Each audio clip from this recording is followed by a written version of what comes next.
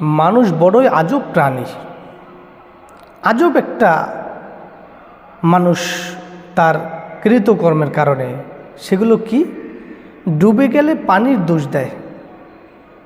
যে কেউ যদি পানিতে ডুবে তাহলে পানির দোষ দেয়, পানি বেশি ছিল এই জন্য ডুবে গেছে।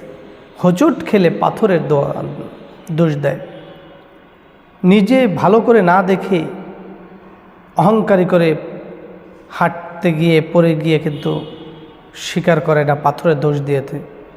কর্মের দোষ, কর্মের কারণে তার ভাগ্যতে দোষারোপ করে।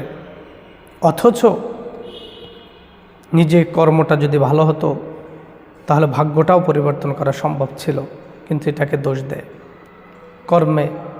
কর্ম করবে না, আবার ভাগ্যেরও দোষ দিবে।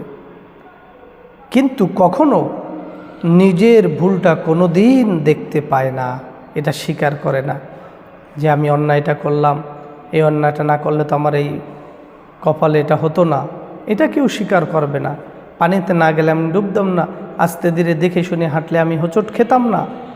এই ব্যাপারে কেউ সোচ্চার না, এটা কেউ স্বীকার করে না। এই জন্যই বলা হয়েছে যে মানুষ বড়ই আজব প্রাণী। এই জন্য নিজের ভুলগুলো নিজে শুধরব, নিজে দেখব, তাহলেই মানুষের মতো মানুষ হতে পারবে ইনশাআল্লাহ।